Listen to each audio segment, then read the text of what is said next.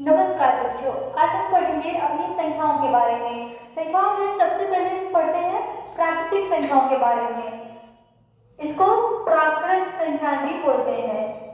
प्राकृत संख्याएं, इंग्लिश में इसको नेचुरल नंबर बोलते हैं।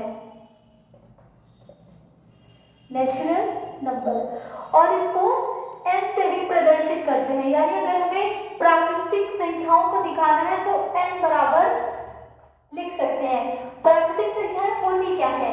तो जो गिनने वाली संख्याएं होती हैं, काउंटिंग नंबर, जो संख्याएं हम गिनती करने में प्रयोग करते हैं, वो हमारी प्राकृतिक या प्राकृत संख्याएं होती हैं। जैसे हम पूछेंगे कि अब मेरे हाथ में कितने मार्कर हैं, तो आप कैसे गिनोगे? 1 2 3, एक से गिनती करना शुरू कर रहे हो ना। पूछेंगे आपकी क्लास में आज कितने बच्चे आए हैं, तो भी आप एक से गिनती करना शुरू करोगे। तो जो गिनने वाली संख्याएं होती हैं वो प्राकृतिक संख्याएं होती हैं। ये 1 से शुरू होती हैं। 1 2 3 4 5 6, और जहां तक भी गिनती होती है, गिनतियों का कोई अंत नहीं होता, इसलिए उसको अनंत लिखते हैं, यानी जिनका अंत नहीं होता। तो ये हमारी प्राकृतिक संख्याएं होती हैं। अब हम पढ़ेंगे पूर्ण संख्याएं। प्राकृतिक संख्याओं के बाद आती है पूर्ण संख्याएं। पूर्ण संख्याएं, इसको इंग्लिश में बोलते हैं होल नंबर्स। होल नंबर्स, और इसको डिनोट करते हैं, प्रदर्शित करते हैं W से। अब पूर्ण संख्याएं क्या होती हैं? तो W बराबर लिख सकते हैं, अगर पूछे कि अभी मेरे हाथ में कितने मार्कर हैं, तो आपको बताएंगे एक भी नहीं, लेकिन हम बोलेंगे इसको गिनती में बताओ, तो आप कैसे बताएंगे कि अभी मेरे हाथ में 0 मार्कर है। तो यानी जब जो गिनती हमारी 0 से शुरू होती है, जब प्राकृत संख्याओं में हम 0 को भी जोड़ देते हैं तो वो हमारी पूर्ण संख्याएं हो जाती हैं।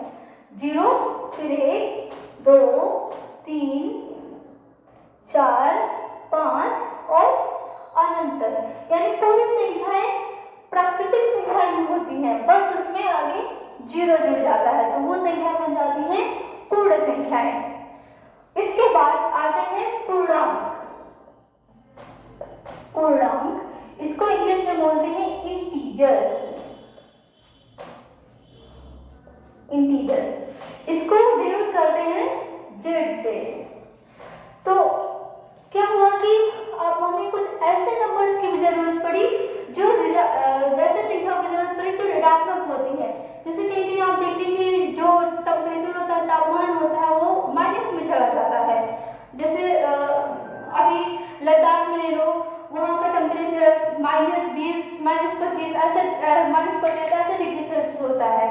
तो जब इन संख्याओं में हम ऋणात्मक संख्याओं को भी ले लेते हैं, नेगेटिव नंबर्स को भी ले लेते हैं, तो वो हमारे पूर्णांक हो जाते हैं। यानी 0 1 2 3, इधर सारे धनात्मक संख्याएं होती हैं, ठीक, अनंत तक। और इधर माइनस नंबर्स होते हैं, -1 -2 -3, और कहाँ ये -अनंत तक। यानी जब पूर्ण संख्याओं में हम ऋणात्मक संख्याओं को भी ले लेते हैं तो वो हमारे पूर्णांक हो जाते हैं, ठीक है। अब इसके बाद हम पढ़ेंगे परिमेय संख्याएं क्या होती हैं। ये अभी प्राकृतिक संख्या पढ़ ली, पूर्ण संख्या पढ़ ली, पूर्णांक पढ़ ली, अब पढ़ेंगे परिमेय संख्या। परिमेय संख्याएं, इसको इंग्लिश में बोलते हैं रेशनल नंबर।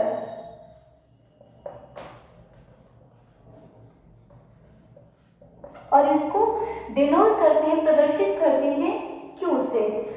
अब परिमेय संख्याएं क्या होती हैं? तो परिमेय संख्याएं वो संख्याएं होती हैं जो P बटे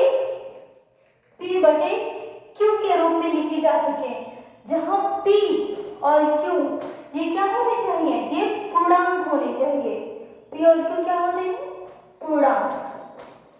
लेकिन एक चीज ये है कि इसमें जो हमारा Q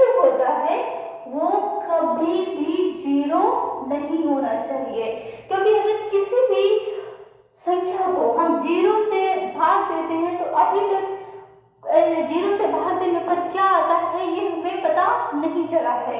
तो इसीलिए क्यों कभी भी 0 नहीं, जिससे भाग देते हैं कभी भी 0 नहीं होना चाहिए। तो परिमेय संख्या क्या हो सकती है? क्यों बराबर हो सकता है, जैसे 2/3 हो गया। यहाँ पे p देखेंगे, p क्या है? 2 है और q क्या है? 3 है। 2 और 3 ये सभी पूर्णांक है कि नहीं?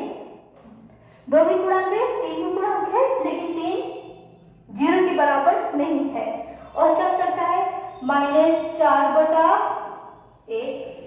ये भी एक परिमेय संख्या हो गई। अच्छा, अगर केवल हम 4 ले लें तो क्या ये परिमेय संख्या नहीं है? है, क्योंकि किसी भी संख्या को 1 से भाग करो तो संख्या वही आती है। तो ये भी p/q की फॉर्म में होगी, है ना। तो ये सारी संख्याएं होती हैं हमारी परिमेय संख्या। तो अगर वीडियो अच्छा लगा हो तो लाइक, सब्सक्राइब और शेयर जरूर करें। धन्यवाद।